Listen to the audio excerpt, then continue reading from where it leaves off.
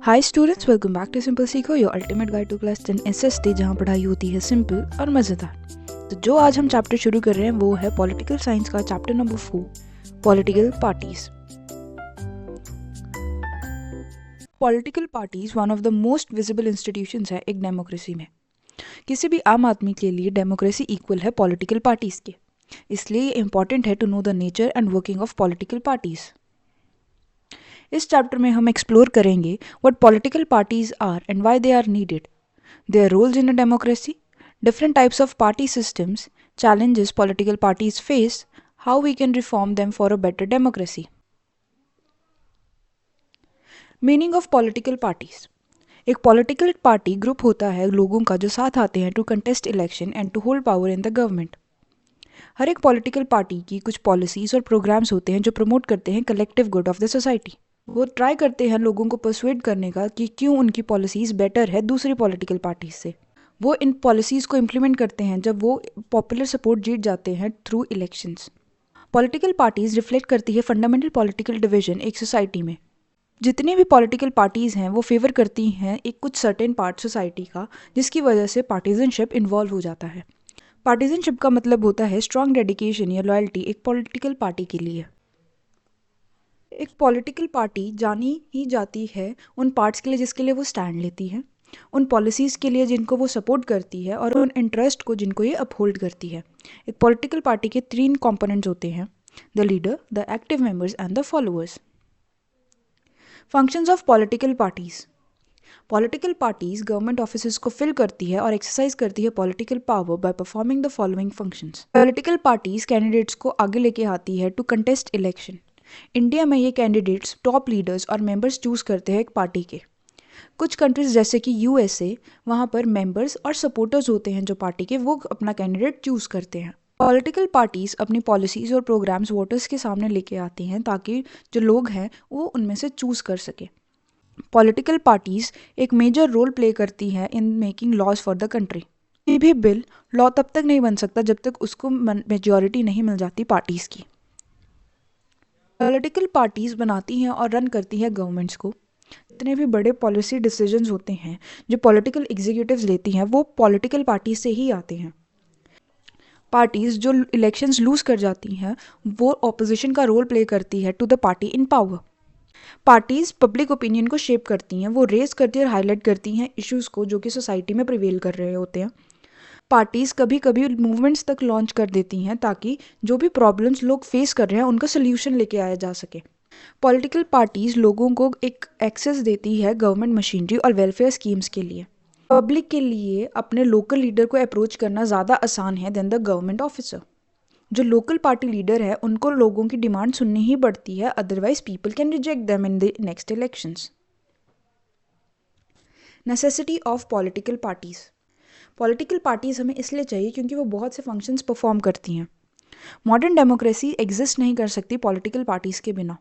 अगर political parties की existence नहीं है तो सिचुएशंस अकर कर सकती हैं, जैसे कि हर कैंडिडेट की इलेक्शन में इंडिपेंडेंट रहेंगे, कोई भी कोई प्रॉमिस नहीं कर सकता to people about any major policy changes.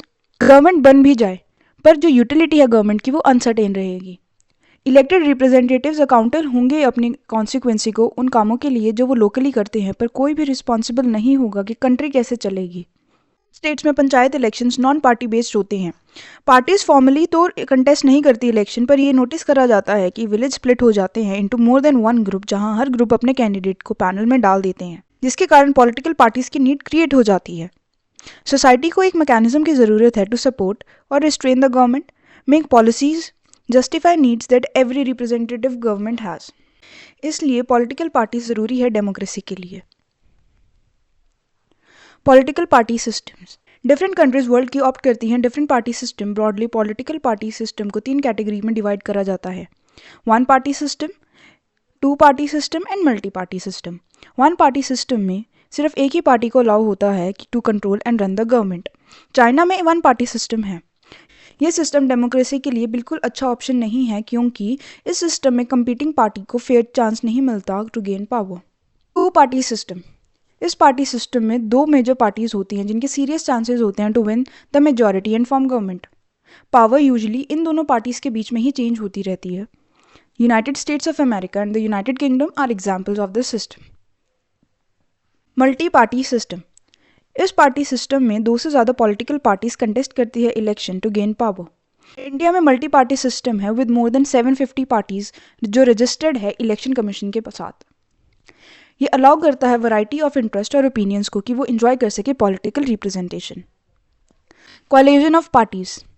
India में गवर्नमेंट फॉर्म हो सकती है जब अलग अलग पार्टीज साथ आती हैं कोलिजन में. जब सेवरल पार्टीज एक मल्टी पार्टी सिस्टम में हैंड्स ज्वाइन करती है for the purpose of contesting and winning election तो उसे फ्रंट या अलायंस बोलते हैं. इंडिया में ऐसे 3 मेजर अलायंस बनी थी 2004 पार्लियामेंट्री इलेक्शंस में, जो थी द नेशनल डेमोक्रेटिक अलायंस या एनडीए जिसे हम बोल देते हैं, the United progressive alliance UPA जिसे हम बोलते हैं, आइडल पार्टी सिस्टम. अब ये जज नहीं करा जा सकता कि कौन सा पार्टी सिस्टम आइडल है. इस party system can not be chosen. ये इवॉल्व करता है over a long period of time. Society के नेचर, सोशल और रीजनल डिवीजन, पॉलिटिक्स की हिस्ट्री और द सिस्टम ऑफ इलेक्शंस पर डिपेंड करता है. इंडिया में मल्टी पार्टी सिस्टम है. हमारी कंट्री की सोशल और जोग्राफिकल डाइवर्सिटी को 2 या 3 पार्टीज ईजिली एब्जॉर्ब नहीं कर सकती. इसीलिए कोई एक पार्टी सिस्टम सारी कंट्रीज के लिए आइडल नहीं हो सकती. Popular participation in political parties. Political parties unpopularity और इनडिफरेंस अमंग सिटीजन्स जैसे क्राइसिस फेस कर रही है. बहुत सालों से कुछ सैंपल सर्वेस करे जा रहे थे. उनके एविडेंस ये शो करते हैं साउथ एशिया में पॉलिटिकल पार्टी ज़्यादा ट्रस्टेड नहीं है लोगों के बीच. तब भी जो लेवल ऑफ पार्टिसिपेशन है पॉलिटिकल पार्टीज की एक्टिविटीज़ में वो हाई है. प्रोपोर्शन है मेंबर्स का कुछ पॉलिटिकल पार्टीज का इंडिया में वो हायर है देन मैनी एडवांस कंट्रीज जैसे कि कनाडा, जापान. पिछले 3 डेकेड से जो प्रोपोर्शन है मेंबर्स ऑफ पॉलिटिकल पार्टीज का हैज़ गॉन अप स्टेडली. और जो प्रोपोर्शन है उन लोगों का जो कहते हैं कि वो क्लोज फील करते हैं पॉलिटिकल पार्टी के have also gone up in India in this period. Types of political parties. जो डेमोक्रेसीज फेडरल सिस्टम फॉलो करती हैं ऑल ओवर द वर्ल्ड, वहाँ 2 तरह की पॉलिटिकल पार्टीज होती हैं. फर्स्ट, पार्टीज जो किसी एक फेडरल यूनिट या स्टेट में प्रेजेंट होती है जिन्हें हम स्टेट पार्टीज बोलते हैं. जिन बच्चों को फेडरलिज्म के बारे में नहीं पता वो चैप्टर 2 फेडरलिज्म की वीडियो चेकआउट कर सकते हैं जिसका लिंक डिस्क्रिप्शन बॉक्स में आपको मिल जाएगा. सेकंड, कुछ ऐसी पार्टीज भी होती हैं जो कुछ या सारी ही फेडरल यूनिट्स या स्टेट्स में प्रेजेंट होती हैं. उन्हें हम नेशनल पार्टीज बोलते हैं. इंडिया में नेशनल और स्टेट पार्टीज दोनों ही प्रेजेंट हैं. देश में जितनी भी पार्टीज हैं उन्हें इलेक्शन कमीशन के साथ रजिस्टर होना पड़ता है. नेशनल पार्टीज एक ऐसी पार्टी जो लोकसभा के टोटल वोट के एटलीस्ट 6% वोट्स सिक्योर करती है या किन्हीं 4 स्टेट्स की असेंबली इलेक्शन जीतती है और साथ ही 4 लोकसभा की सीट भी जीतती है, उन्हें हम नेशनल पार्टी बोलते हैं. ये पार्टी कंट्री वाइड पार्टीज होती हैं. इलेक्शन कमीशन सभी पार्टीज़ को इक्वली ट्रीट करती है पर बड़ी और इस्टेब्लिश पार्टीज़ को कुछ स्पेशल फैसिलिटीज़ ऑफर करती है. इन पार्टीज़ को यूनिक सिंबल मिलते हैं जो पार्टी के ऑफिशियल कैंडिडेट यूज़ करते हैं उनके इलेक्शन सिंबल के रूप में. जिन पार्टीज़ को ये प्रिविलेज और कुछ दूसरे फैसिलिटीज़ मिलती हैं वो रिकॉग्नाइज्ड होती हैं इलेक्शन कमीशन के पास से, इसलिए उन पार्टीज़ को रिकॉग्नाइज पार्टीज़ बोलते हैं. Some important national parties of India. Classification of national parties के अकॉर्डिंग इंडिया में 6 रिकॉग्नाइज्ड नेशनल पार्टीज़ हैं as per notification of election commission of India issued in 2023. सबसे पहले है आम आदमी पार्टी. आम आदमी पार्टी फॉर्म हुई थी 26 नवंबर 2012 को following the 2011 anti corruption movement. Party बनी थी on the idea of accountability, clean administration, transparency and good governance. Assembly elections form करी government with the support of Indian National Congress या कांग्रेस जिसे हम बोलते हैं. गुजरात लेजिस्लेटिव असेंबली इलेक्शंस में भी एमर्ज करा as the third front. Presently आपकी गवर्नमेंट पंजाब और दिल्ली में 2019 के लोकसभा इलेक्शंस में आपने एक सीट सिक्योर करी थी इन लोकसभा. नेक्स्ट पार्टी जिसके बारे में पढ़ेंगे वो है बहुजन समाज पार्टी या बीएसपी जिसको हम शॉर्ट फॉर्म में बोलते हैं. बीएसपी फॉर्म हुई थी 1984 में under the leadership of Kanshi Ram. Represent और सिक्योर करती है power for the Bahujan Samaj जो इंक्लूड करते हैं हमारे दलित्स, आदिवासीज, ओबीसीज और रिलीजियस माइनॉरिटीज़. इंस्पिरेशन ड्रॉ करते हैं from the present teachings of Shahu Maharaj, Mahatma Phule, Periyar Ramasamy Naicker and Baba Saheb Ambedkar. Dalit और ऑप्रेस लोगों के वेलफेयर और इंटरेस्ट सिक्योर करने के लिए स्टैंड लेती है. मेन बेस है उत्तर प्रदेश में और सब्सटेंशियल प्रेजेंस है in neighbouring state like Madhya Pradesh, Chhattisgarh, Uttarakhand, Delhi and Punjab. Government form करी उत्तर प्रदेश में कई बार पर taking support different parties at different times. 2019 के लोकसभा इलेक्शन में पोल करे अबाउट 3.63% और सिक्योर करे 10 सीट्स लोकसभा में। Bharatiya Janata party in short for BJP. BJP बनी 1980 में थी। इस पार्टी ने रिवाइव करा भारतीय जनसंघ को, जो कि फॉर्म श्यामा प्रसाद मुखर्जी ने इन 1951। ये पार्टी चाहती है to build a strong and modern India और इनकी इंस्पिरेशन है इंडिया का एंशिएंट कल्चर और वैल्यूज, दीनदयाल उपाध्याय के आइडियाज ऑफ इंटीग्रल ह्यूमनिज्म और अंत्योदया। अंत्योदया का मतलब होता है कि इंश्योर करना राइज और डेवलपमेंट, लास्ट पर्सन है अगर सोसाइटी का उसका भी। कल्चरल नेशनलिज्म या हिंदुत्व इंपॉर्टेंट एलिमेंट है in its conception of Indian nationalhood politics. BJP चाहती है कि फुल टेरिटोरियल और पॉलिटिकल इंटीग्रेशन हो जम्मू एंड कश्मीर का इंडिया के साथ, एक यूनिफॉर्म सिविल कोड हो सभी सिटीजन्स के लिए इरेस्पेक्टिव ऑफ देयर रिलीजन और बैन हो रिलीजियस कन्वर्जन्स पर। इस पार्टी के सपोर्ट बेस में इंक्रीज हुआ 1990s में। पहले बीजेपी लिमिटेड थी सिर्फ नॉर्थ एंड वेस्ट इंडिया और अर्बन एरियाज तक, लेकिन पार्टी ने एक्सपेंड करा अपना support base in the south east and north east और टू रूरल एरियाज। 1998 में पावर में आई party as the leader of national democratic alliance, जिसमें इंक्लूडेड थी बहुत सी रीजनल पार्टीज। 2019 लोकसभा इलेक्शन में बीजेपी इमर्ज करी as the largest party with 303 members of Lok Sabha और करंटली लीड कर रही है NDA government at the centre. Communist party of India marxist, CPIM. CPIM found हुई थी 1964 में। बिलीव करती है इन मार्क्सिज्म लेनिनिज्म में, सपोर्ट करती है सोशलिज्म, सेक्युलरिज्म एंड डेमोक्रेसी और अपोज करती है इंपीरियलिज्म और कम्युनलिज्म। एक्सेप्ट करती है डेमोक्रेटिक इलेक्शन को एज यूजफुल और helpful means to secure the objective of socio economic justice of India. Support मिलता है in West Bengal, Kerala, Tripura, specially poor factory workers, farmers, agriculture labours के बीच। क्रिटिकल है न्यू इकोनॉमिक पॉलिसीज के जो लॉ करती है free flow of foreign capital and goods into the country. West Bengal में 34 ईयर्स के लिए विदाउट एनी ब्रेक पावर में रही सीपीआईएम। 2019 इलेक्शंस में it one about 1.75% of votes and 3 seats. Indian National Congress INC, popularly इसे कांग्रेस पार्टी भी बोलते हैं, one of the oldest parties है वर्ल्ड की। फाउंड हुई थी 1885 में और तब से अब तक बहुत से स्प्लिट भी एक्सपीरियंस करे हैं पार्टी ने। डोमिनेंट रोल प्ले करा इंडियन पॉलिटिक्स में both at the national and state level काफी decades after India's independence. Jawaharlal Nehru की लीडरशिप के अंडर पार्टी ने बिल्ड करा modern secular democratic republic India में। रूलिंग पार्टी रही 1977 तक और फिर 1980 से 1989 तक। 1989 के बाद सपोर्ट कम होता गया पर अभी भी प्रेजेंट है थ्रू आउट द कंट्री। एक सेंट्रिस्ट पार्टी है in its ideological orientation, support करती है सेक्युलरिज्म और वीकर सेक्शन और माइनॉरिटीज का वेलफेयर। आईएनसी सपोर्ट करती है new economic reforms but with a human face. Leader रहे यूनाइटेड प्रोग्रेसिव अलायंस गवर्नमेंट के फ्रॉम 2004 टू 2019। 2019 लोकसभा इलेक्शन में जीते 19.5% वोट्स और 52 seats. National people's party NPP. NPP form हुई जुलाई 2013 में under the leadership of PA Sangma. NPP पहली पॉलिटिकल पार्टी है नॉर्थ ईस्ट से जिसने नेशनल पार्टी होने के स्टेटस अटेन करा। यह बिलीव करती है कंट्री की डाइवर्सिटी में और रिकॉग्नाइज करती है कि अलग अलग रीजन्स के अलग अलग डेवलपमेंटल चैलेंजेस होते हैं। पार्टी की कोर फिलॉसफी है एजुकेशन और एम्पावरमेंट टू ऑल और साथ साथ एम्पावरमेंट सोसाइटी के हर सेक्शन का। गवर्नमेंट फॉर्म करी मेघालय में और प्रेजेंस है काफ़ी नॉर्थ ईस्टर्न स्टेट्स में। 2019 इलेक्शंस में एक सीट की जीत मिली। State parties. जो पार्टी एटलीस्ट 6% वोट सिक्योर करती है लेजिस्लेटिव असेंबली में किसी स्टेट में और एटलीस्ट 2 सीट्स जीतती है वो रिकॉग्नाइज होती है एज स्टेट पार्टी, जिन्हें हम कॉमनली रीजनल पार्टीज भी बोलते हैं। स्टिल इन पार्टीज की जो आइडियोलॉजी और आउटलुक है वो रीजनल नहीं रहने चाहिए। कुछ regional parties all India parties तो हैं पर उन्हें सक्सेस सिर्फ कुछ स्टेट्स में ही मिला है। पार्टीज जैसे समाजवादी पार्टी, समता पार्टी और राष्ट्रीय Janata Dal national level political organisations हैं और इनकी यूनिट्स बहुत सी स्टेट्स में भी प्रेजेंट है। कुछ पार्टीज जैसे बीजू जनता दल, सिक्किम डेमोक्रेटिक फ्रंट और मिजो नेशनल फ्रंट कॉन्शियस है अपनी स्टेट आइडेंटिटी के लिए। Status of state parties. पिछले 3 डेकेड से जो नंबर और स्ट्रेंथ है इन पॉलिटिकल पार्टीज का वो एक्सपेंड हुआ है। इसकी वजह से पार्लियामेंट ऑफ इंडिया है वो politically more and more diverse बना। कोई भी नेशनल पार्टी सिक्योर नहीं कर सकती मेजॉरिटी लोकसभा में अकेले। एज अ रिजल्ट जो नेशनल पार्टीज़ है वो कंपेल हो जाती हैं to form an alliance in state parties के साथ।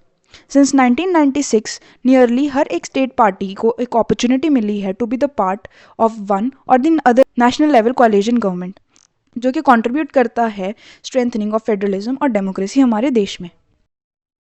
ये आप सबके सामने एक इंडिया का मैप है जिसमें इंडिया के हर स्टेट की रीजनल पार्टी के बारे में हमने लिखा। Challenges to political parties. All over India में पीपल डिससेटिस्फाइड है with the performance of political parties. यही केस हमारे देश में भी है। पॉपुलर डिससेटिस्फैक्शन और क्रिटिसिज्म फोकस्ड है 4 मेन प्रॉब्लम एरियाज पे in the working of political parties.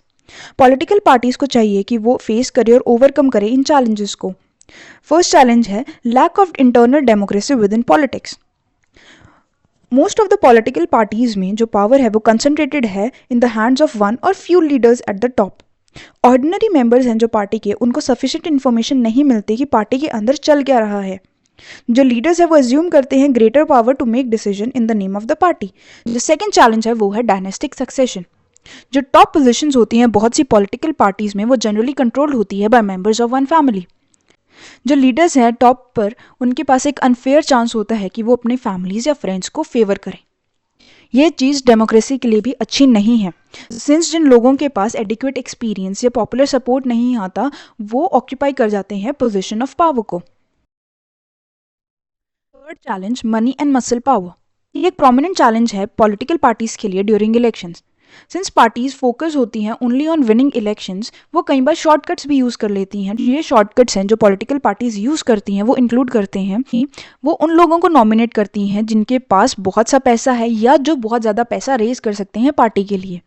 Rich people and companies fund देती हैं पार्टीज को और इन्फ्लुएंस करती है पार्टीज के डिसीजंस और पॉलिसीज को। कुछ केसेस में पॉलिटिकल पार्टी सपोर्ट करती है क्रिमिनल्स को जो इलेक्शंस जीत सकते हैं। Fourth challenge meaningful choice to the voters. इसका मतलब है कि जो पार्टीज़ हैं वो ज़्यादा मीनिंगफुल चॉइसेस ऑफर नहीं करती वोटर्स को।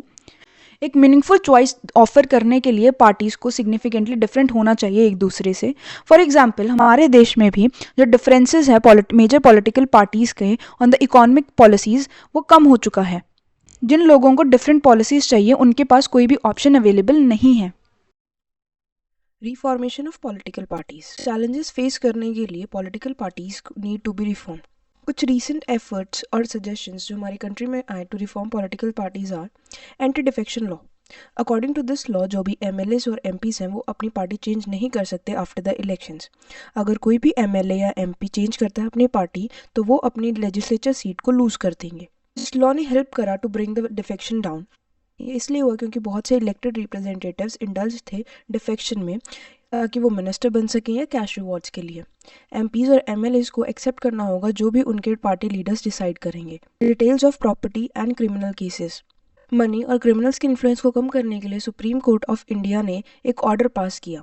अब ये मैंडेटरी है हर एक कैंडिडेट के लिए जो भी कंटेस्ट करेगा इलेक्शन की वो फाइल करे एफिडेविट जिसके अंदर पूरी डिटेल्स होगी उनकी प्रॉपर्टी की और क्रिमिनल केसेस की जो पेंडिंग है उनके अगेंस्ट। पर इस चीज़ को चेक करने के लिए कोई भी सिस्टम नहीं है कि जो भी इन्फॉर्मेशन कैंडिडेट दे रहा है वो सही है या गलत। File and income tax return. Election commission ने एक ऑर्डर पास किया जिसके अकॉर्डिंग जितने भी पॉलिटिकल पार्टीज़ हैं उनको अपने ऑर्गेनाइजेशन इलेक्शन की इनकम टैक्स रिटर्न फाइल करनी पड़ेगी। जितने भी पार्टीज़ हैं उन्होंने ये करना शुरू तो कर दिया बट ये सिर्फ एक फॉर्मेलिटी ही है। इन सजेशंस के अलावा दूसरे भी बहुत से सजेशंस हैं जो बने थे टू रिफॉर्म पॉलिटिकल पार्टीज। ये हैं एक लॉ बनना चाहिए to regulate the internal affairs of the political parties. ये कंपलसरी होना चाहिए पॉलिटिकल पार्टीज को कि वो एक मेंटेन करे register of its members, follow करे अपना खुद का कॉन्स्टिट्यूशन, इंडिपेंडेंट अथॉरिटी हो जो एक्ट करे एज जज अगर कोई भी डिस्प्यूट आता है पार्टी के अंदर, and to hold open elections to the highest post. मतलब कि ये मैंडेटरी होना चाहिए पॉलिटिकल पार्टीज़ को कि वो एक minimum number of tickets women candidates को दे, दैट इज़ अबाउट 1/3। सिमिलरली कुछ कोटाज भी होने चाहिए वुमेन को in the decision making bodies of the party. Elections के लिए स्टेट फंडिंग होनी चाहिए। गवर्नमेंट को इन पॉलिटिकल पार्टीज़ को कुछ पैसा देना चाहिए to support the elections expenses. ये सपोर्ट हो सकता है जैसे पेट्रोल, पेपर, टेलीफोन एट्सेट्रा के लिए। दो दूसरे तरीके भी हैं in which political parties can be reform. लोग अगर पॉलिटिकल पार्टीज पर प्रेशर डालें थ्रू पेटिशंस, पब्लिसिटी और एजिटेशन, और अगर पॉलिटिकल पार्टीज़ को ऐसा फील होता है कि वो पब्लिक सपोर्ट लूज़ कर रही हैं, तो वो ज़्यादा सीरियस होंगी इन रिफॉर्म्स को लेकर। पॉलिटिकल पार्टीज़ इम्प्रूव हो सकती है कि अगर कोई इंसान चाहता है कि वो पॉलिटिकल पार्टीज़ को ज्वाइन करे, उससे क्वालिटी होगी जो डेमोक्रेसी की, वो इम्प्रूव करेगी by the degree of public participation and awareness. तो यहाँ होता है हमारा चैप्टर ख़त्म। Like, share and subscribe to the channel. Till then, keep learning with Simple Seco.